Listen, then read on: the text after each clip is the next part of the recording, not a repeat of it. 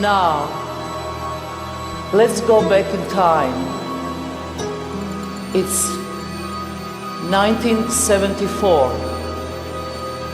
There is the gallery somewhere in the world. And there is a young girl, age 23, standing in the middle of the space. In the front of her is a table. On the table, there are 76 objects for pleasure and for the pain. Some of objects are a glass of water, a coat, a shoe, a rose, but also the knife, the razor blade, the hammer, and the pistol with one bullet. There is instructions which says, I'm an object, you can use everything on the table on me. I'm taking all responsibility, even killing me. And the time is 6 hours. The beginning of this performance was easy. People will give me a glass of water to drink, they give me a rose.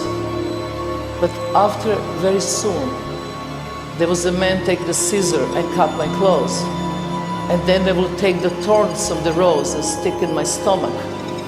Somebody take a razor blade and cut my neck and drink the blood. And I still have the scar. The women will tell the man what to do. And the men didn't rape me because it was just a normal opening and there was art public and they're with their wives. They carried me around and put on the table and put a knife between my legs. And somebody took the pistol and put a bullet and put against my temple. And another person take the pistol and they start fighting.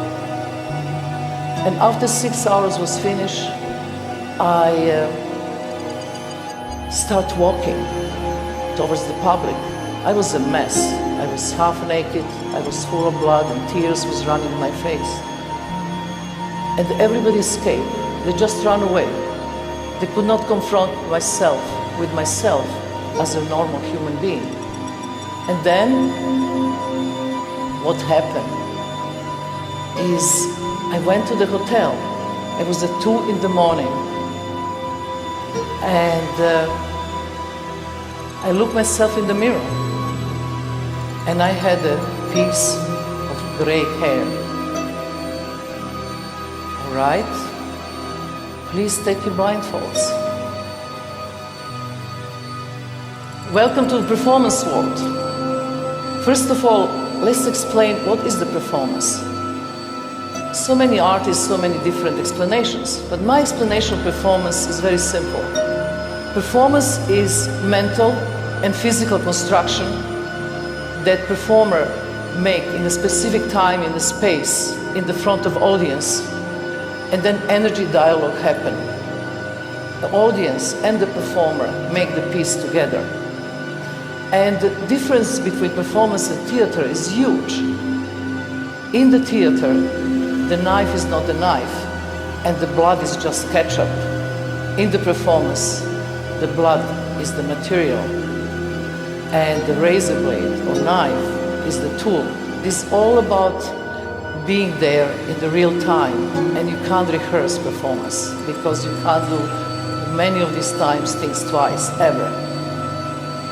Which is very important, the performance is, you know, all the human beings are always afraid for very simple things.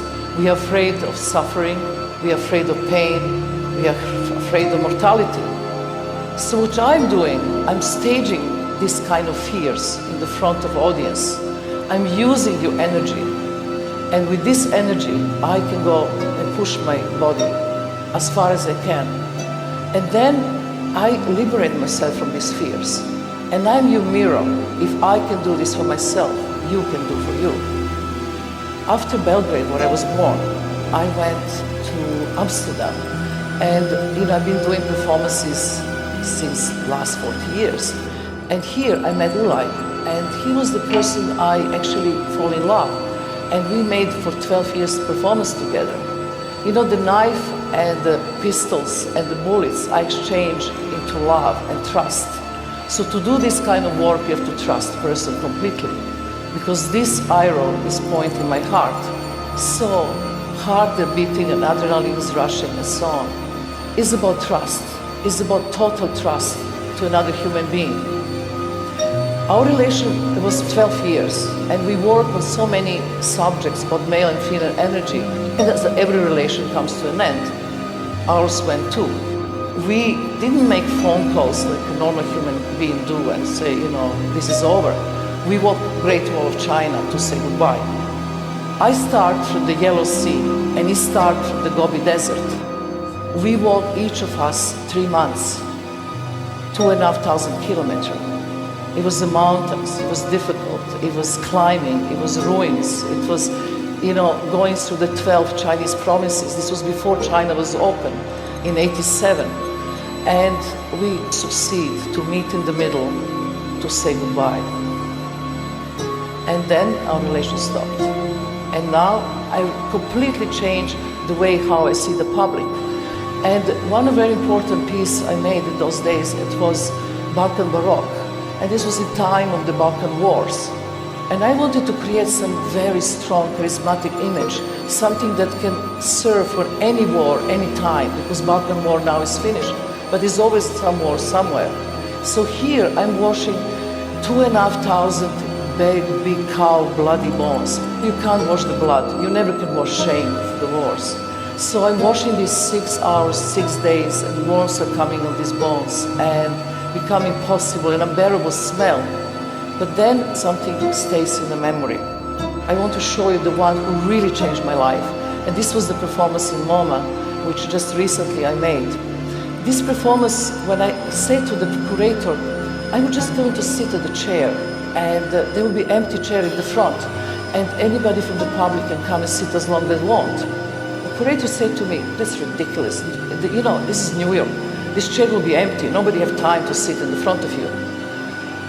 But I sit 3 months, and I sit every day 8 hours at the opening of the museum, and 10 hours on Friday when the museum is open, 10 hours, and I never move.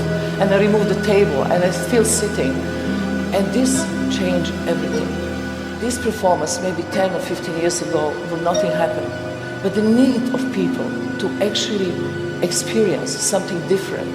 The public was not anymore the group. Relation was one-to-one. I was watching these people. They would come and sit in front of me, but they have to wait for hours and hours to get to this position. And finally, they sit. And what happened? They are observed by other people. They are photographed. They are filmed by the camera. They are observed by me. And they are nowhere to escape. except in themselves. And that makes a difference. There was so much pain and loneliness. There's so much incredible things when you look in somebody else's eyes. Because in the gaze, without total stranger, that you never even say one word, everything happened. And I understood when I stood up from that chair after 3 months, I'm not the same anymore. And I understood that I have a very strong mission, that I have to communicate this experience to everybody. And this is how, for me, was born the idea to have Institute of Immaterial Performing Arts. Because thinking about immateriality, performance is time-based art. It's not like a painting. You have the painting on the wall and the next day is there. Performance, if you are missing it, you only have the memory or the story of somebody else telling you, but you actually miss all things. So you have to be there. And in my point, if you talk about immaterial art, music is the highest, absolute highest art of all, because it's the most immaterial. And then after this is performance, and then everything else. It's my subjective way. This institute is going to happen in Hudson, upstate New York. And we are trying to build with Rem Koolhaas idea. And it's very simple. If you want to get experience, you have to give me your time. You have to sign the contract before you enter the building that you will spend there full 6 hours. You have to give me your word of honor. It's something so old-fashioned, but if you don't respect your own word of honor and you leave before, that's not my problem. But this is 6 hours, the experience. And then, after you finish, you get certificate of accomplishment. So get home and frame it if you want. This is orientation hall. The public come in, and the first thing you have to do is to dress lab coats. It's this importance of stepping from being just a viewer into experimenter. And then you go to the lockers and you put your watch, your iPhone, your iPad, your computer, and everything digital, electronic. And you are getting free time for yourself for the first time. Because there's nothing wrong with technology. It's wrong our approach to technology. We are losing every time we have for ourselves. This is an institute to actually give you back this time. So what you do here, first you start slow walking. You start slowing down. You're going back to simplicity. After slowing walking, you're going to learn how to drink water. Very simple. Drinking water for maybe half an hour. After this, you're going to the magnet chamber, which you're going to create some magnet streams on your body. Then after this, you go to crystal chamber. After crystal chamber, you go to eye-gazing chamber. After eye-gazing chamber, you go to chamber that you are lying down. So it's the 3 basic positions of human body: sitting, standing, lying, and slow walking. And then the sound chamber.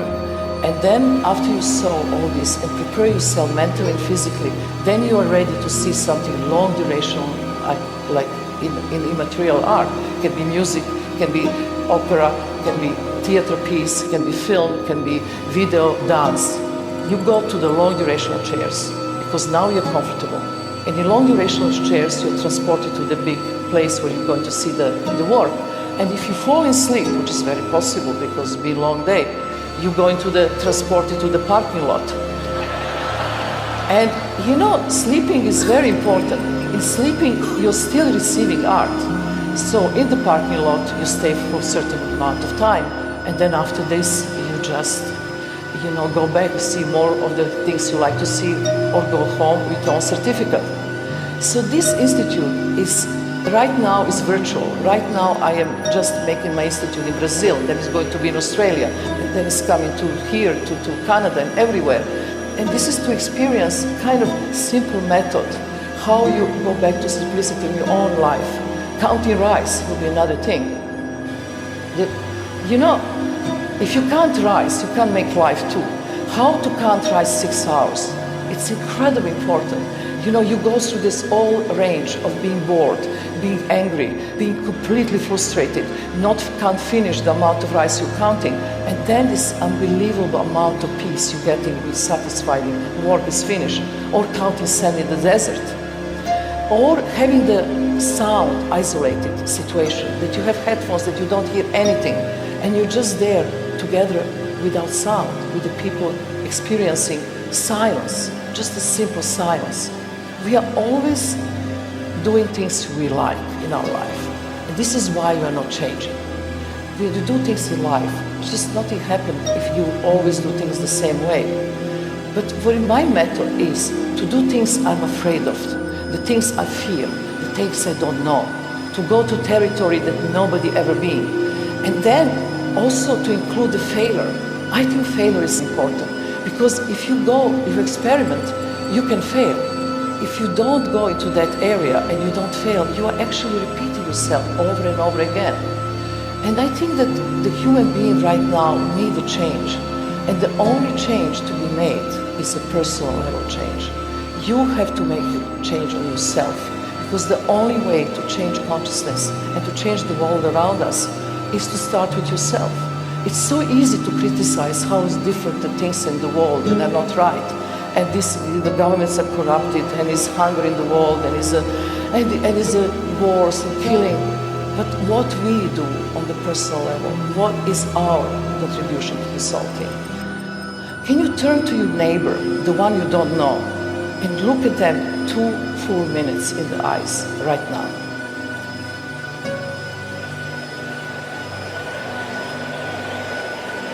I'm asking 2 minutes of your time. It's so little. Breathe slowly. Don't try to blink. Don't be self-conscious. Be relaxed. Just look complete stranger in your eyes, in his eyes.